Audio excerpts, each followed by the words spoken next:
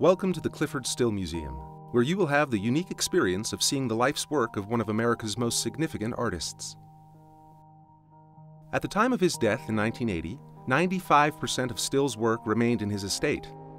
Now in this museum, it includes more than 3,000 artworks, over 800 paintings, and 2,200 works on paper, as well as Still's complete archive of letters, books, record collection, and other personal effects.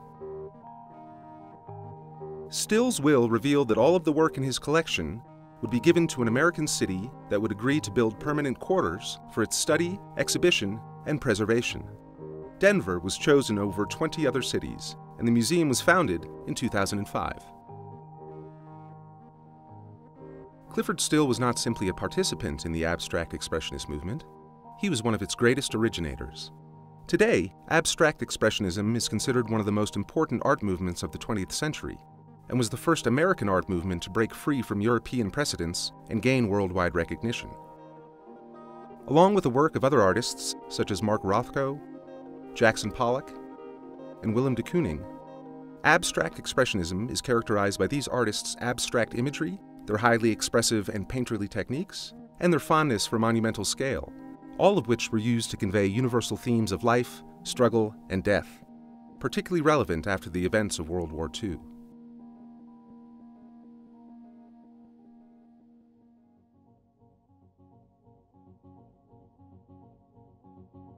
Born in Grandin, North Dakota in 1904, Clyfford Still moved with his family before the age of 1 to eastern Washington state, where they farmed under extremely harsh conditions.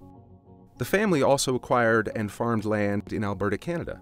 Despite his family's isolation, Still became interested in art at an early age. He began painting in his teens and never wavered from his interest in and devotion to the creation of his art. Determined to break free from the constraints of farm life, Still attended college and graduate school at Washington State, where he also began his long career as an art teacher. In fact, he spent many years moving across the country for teaching positions, from San Francisco to Richmond, Virginia, and even spent a summer teaching in Boulder, Colorado.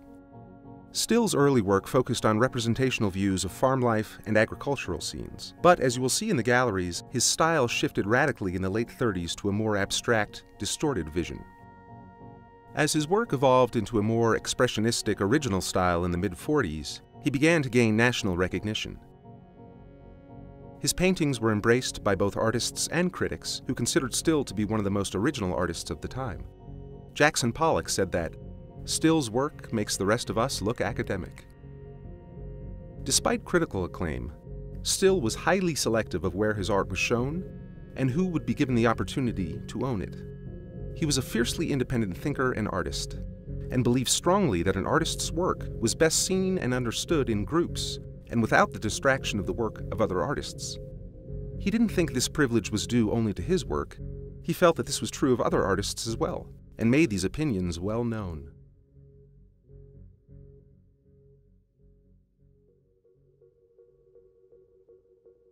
Although Still moved to New York in 1950 at the height of the abstract expressionist movement, in 1951 he chose to remove himself from the commercialism of the New York art world. He continued to live and paint in the city, but no longer participated in art galleries or museum shows, essentially rejecting the art establishment. In 1961, he retreated even further, moving to Maryland with his second wife, Patricia. Painting remained front and center in his life, and despite his absence from the art world, the Metropolitan Museum of Art in New York honored Still with a one-man exhibition in 1979.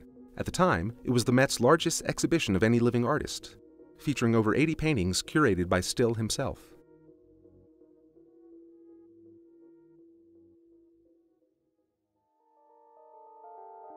The museum was designed by Allied Works Architecture and its principal, Brad Klopfel. The building features a dense cantilevered structure made of textured, cast-in-place concrete. The galleries receive the benefits of natural light, which is filtered into both levels of the museum through the skylight situated above a perforated concrete ceiling, providing different tonalities of light from room to room. The museum consists of 2 levels. A range of support areas can be found on this floor, the Anschutz Foundation Atrium. Behind this video screen is the Ponzio Family Research Center. This area, available by appointment, include storage of the drawings and other works on paper, the Clyfford Still Archives, and Still's personal library. A conservation studio is located in the southwest corner on this level, where conservation and study is ongoing. This floor also includes 2 painting storage vaults, where other examples of the collection can be seen. 2 double-height corridor galleries contain casework, presenting objects from the archives as well as an interactive timeline and story viewers, which present short videos on various aspects of Still's art and life.